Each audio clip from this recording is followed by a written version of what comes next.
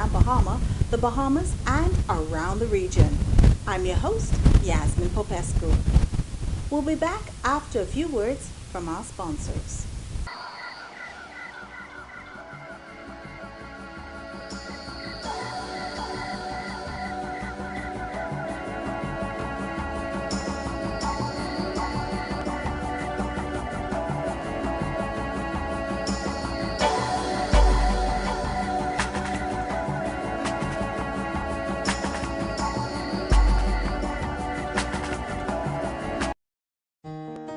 Flipping Grand Bahama.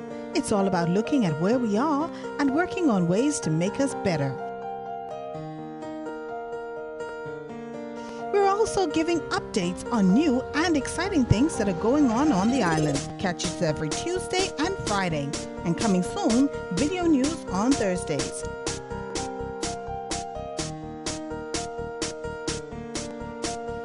Flipping Grand Bahama.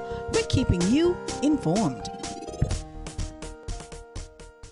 In Grand Bahama this week, the Okeanos Heart Institute, which has a base in Freeport, Grand Bahama, announced the addition of Dr. Todd Milan to their executive medical team as Chief Cell Therapy Officer and General Surgeon. According to the release, he will perform and oversee the liposuction step of Okeanos treatment, removing a small amount of fat from patients from which their own stem cells are isolated.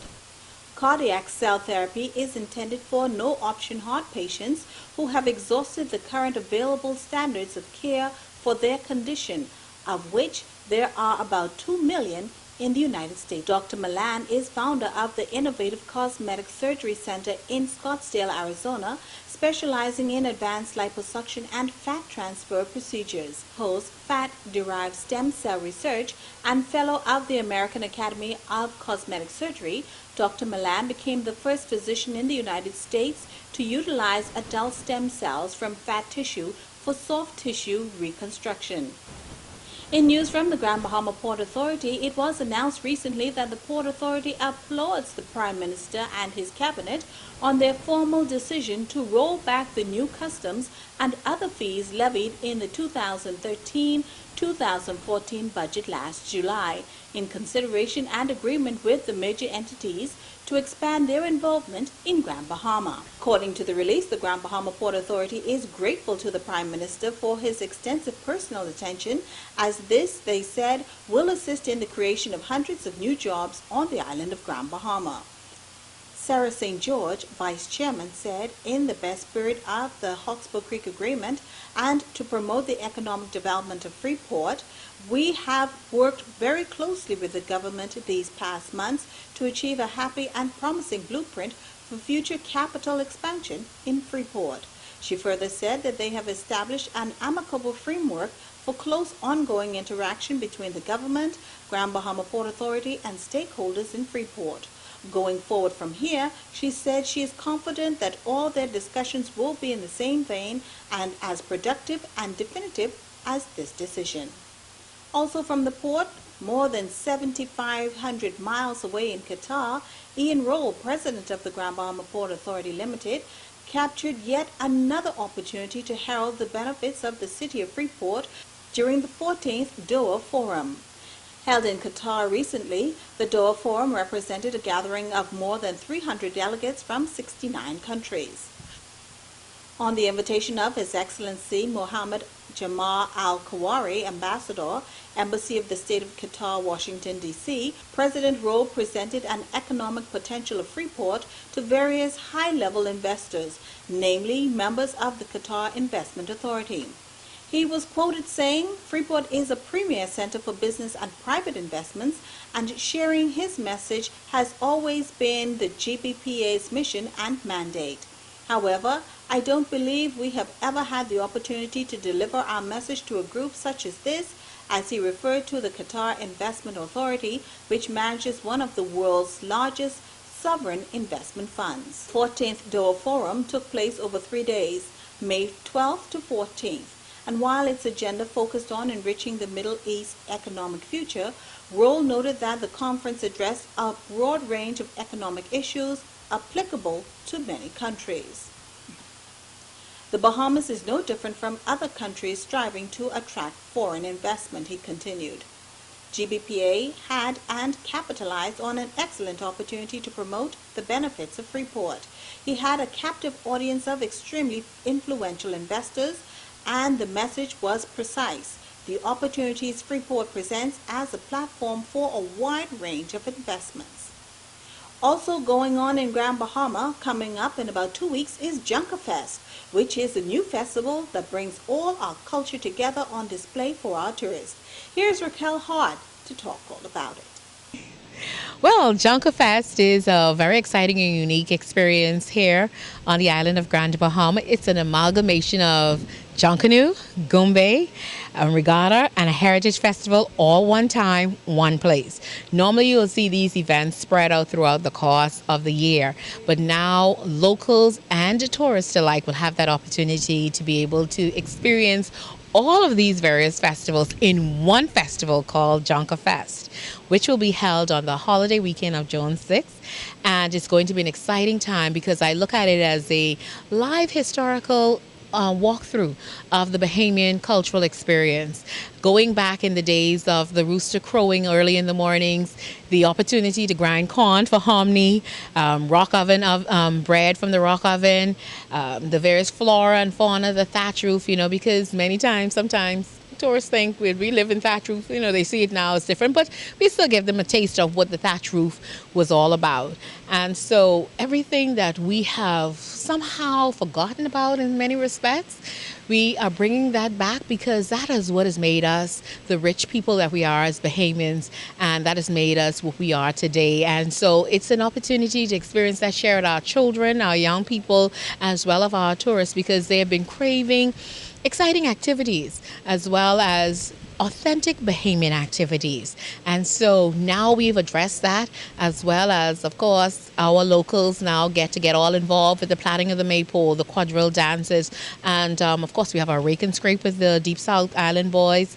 We have the Royal Bahamas Police Force pop band, and where would we be without a KB or Salite or D-Mac or Gino D, who sing the songs of Bahamian history and cultural experience. And so this is an opportunity of being able to experience all of these wonderful things that makes us Bahamian.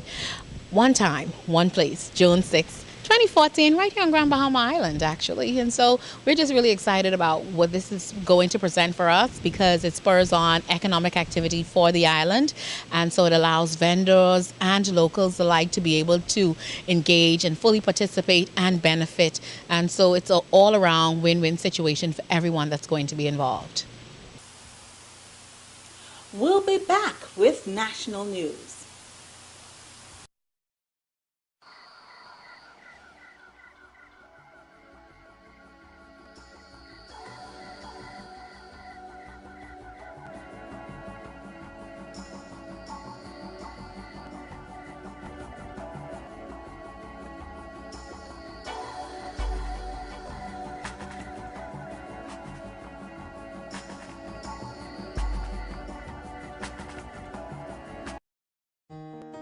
Flipping Grand Bahama.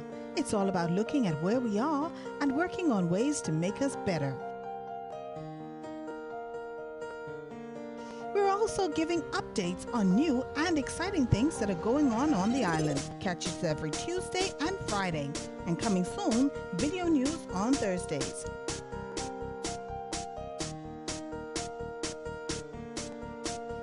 Flipping Grand Bahama. We're keeping you informed.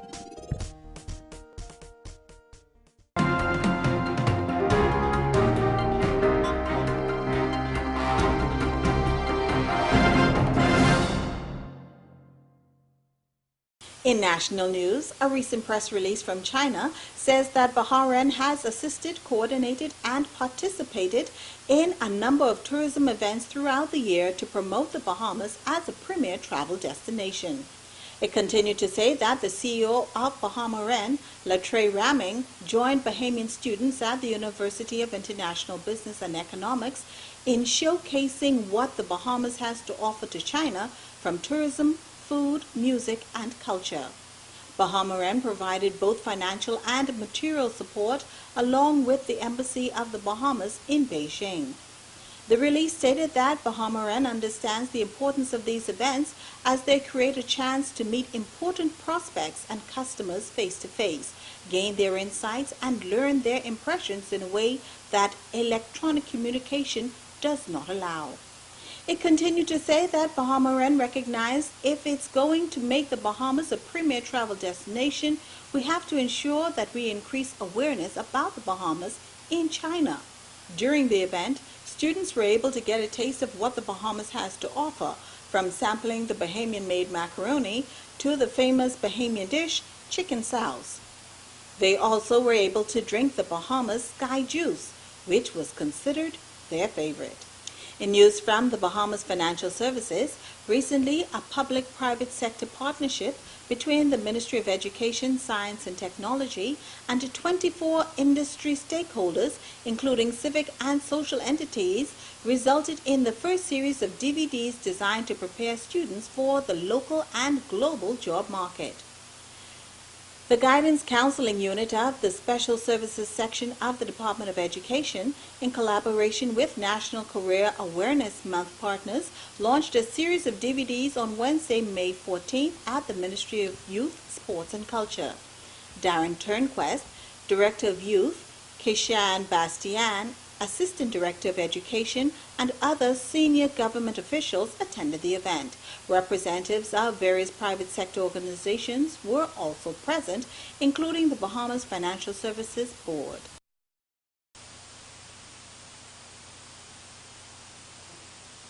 Bahamas Petroleum announced recently a number of changes to the board of directors of the company with immediate effect. William Bill Schrader will join the board as non-executive chairman, and James Smith, CBE, will join as non-executive deputy chairman. Stephen Weil will retire from the board due to growing demands of his existing and new executive roles and will not seek re-election at the company's upcoming AGM. Bill Schrader has over 30 years' experience in the oil and gas industry, having served as Chief Executive Officer of several country operations at BP plc, as the President of Abidjan International Operating Company, and as Chief Operating Officer of TNK BP. Characterized as a strong leader by his peers, Bill has an extensive industry network and proven ability to manage complex operations environments and liaise with governments around the world. Bill will succeed Adrian Collins, who will become a non-executive director and assist in an orderly transition.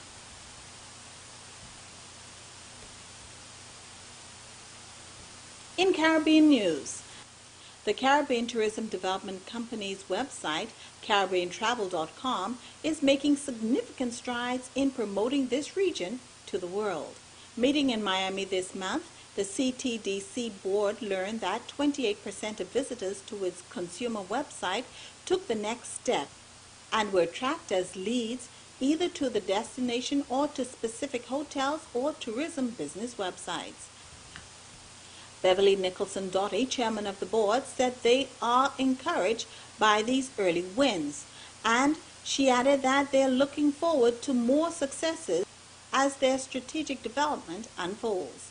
The CTDC is a cooperative marketing and business development initiative of the Intergovernmental Caribbean Tourism Organization, CTO, and the private sector-driven Caribbean Hotel and Tourism Association, CHTA.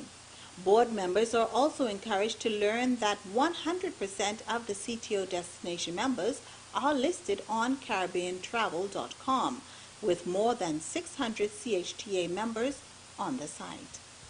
In more tourism news, Morocco has been unveiled as the host for the World Travel Awards Grand Finale 2014, 15, and 16, following the signing of a 3-year hosting agreement during a ceremony hosted at Arabian Travel Market. The announcement was made at a press conference jointly hosted by the World Travel Awards President Graham Cook, Moroccan Minister of Tourism, His Excellency Dr. Lehan Haddad, and Mohammed Al-Kobi, Chairman of Innovative Marketing Solutions. Speaking at the event, Cook said this is a momentous day for World Travel Awards and for the Moroccan tourism industry. Morocco is the ideal destination for World Travel Awards. growing rapidly to become the leading tourism destination in the region.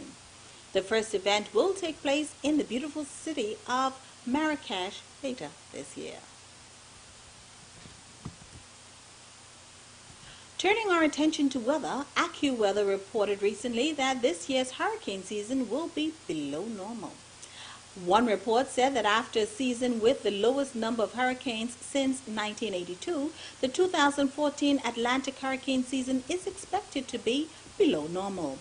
Predictions are that there will be roughly 10 named storms, 5 hurricanes, and 2 major hurricanes for the Atlantic basin. The hurricane season begins in 2 weeks, June 1st, and continues through to November 30th.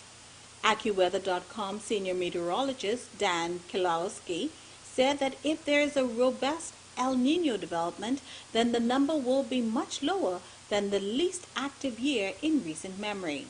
But everyone is still asked to be prepared for the season, just in case one of those 2 major hurricanes come this way. Flipping Grand Bahama. It's all about looking at where we are and working on ways to make us better.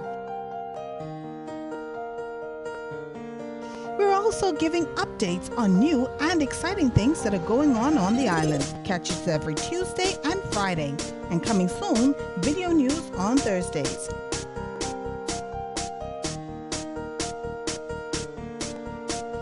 Flipping Grand Bahama. We're keeping you informed.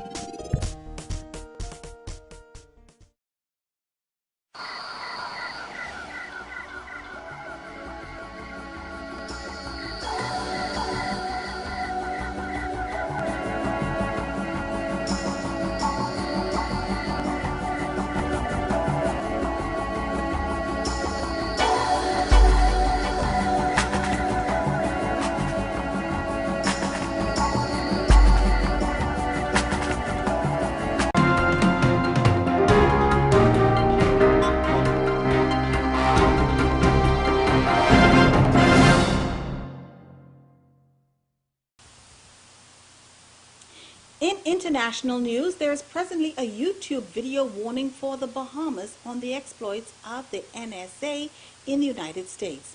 Here's what we gathered.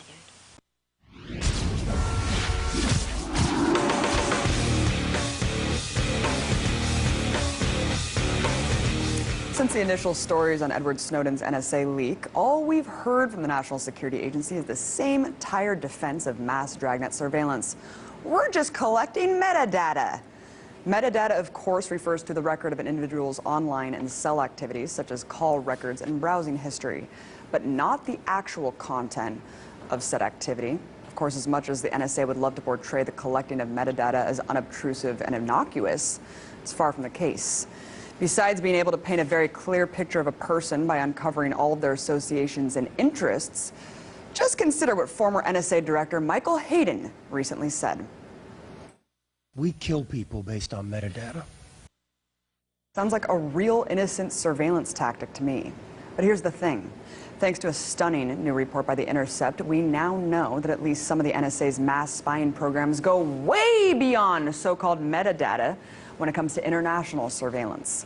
According to top-secret documents obtained by journalists Glenn Greenwald and Laura Poitras, the NSA is recording every single phone call on the island nation of the Bahamas. You heard me right. The NSA is recording and storing the audio of virtually every phone call made in the country of about 370,000 people without the knowledge or consent of the government. The program is called So Mal Get and allows the NSA to store phone conversations for up to 30 days, which agents can then go back and listen to at their leisure. Now, along with the Bahamas, So Mal Get is being employed in one other country that we know of. However, according to Greenwald, naming that country is a security risk and could lead to fatalities. As such, he's decided to withhold its name. Yet WikiLeaks has criticized Greenwald's decision and has threatened to release the name of the other country, although it's unclear whether WikiLeaks actually has the documents to do so. But for now, here's what we do know. So Mal Get is just one part of a larger surveillance program known as Mystic. Mystic monitors telecommunication data in 5 different countries. Along with the 2 countries in which it collects all phone audio, the program also vacuums up metadata in Mexico, Kenya, and the Philippines. But all these revelations raise the question as to why the U.S. would target the Bahamas, a place that the State Department itself has described as a country where, quote, there is little to no threat facing Americans from domestic terrorism, war, or civil unrest. Well, according to The Intercept, the NSA uses legal wiretapping requests by the DEA to install backdoor entries into Bahamian telecommunication systems. In fact, in one of the published slides, the NSA brags about how Somal-Get was used to track an individual who was sending marijuana to the U.S. through Mexico. Of course, stopping tropical pot dealers goes just a tad beyond the NSA's national security mandate, to say the least. Furthermore, there's no way that a technology this powerful and expensive would merely be used to prevent drug trafficking. According to The Intercept, one of the leaked documents describes the Bahamas as a testing ground for Somal-Get's capabilities. And given the country's small population and close proximity to the U.S., it would indeed serve as an ideal petri dish for the NSA's twisted social experiments. Look, we should all be completely outraged at the news that the NSA is usurping the privacy rights of global citizens. And now that we have definitive proof that the surveillance state is retroactively listening to an entire country's phone calls, debating the importance of metadata is suddenly the least of our concerns. Thanks for watching. I'm Yasmin Popescu, and this is Flipping Grand Bahama News. We look forward to seeing you again next week. Don't forget to subscribe and share. If you want to be a sponsor or include your ad, just call us at 727-6909. That's 727-6909. Until next week, be dynamic.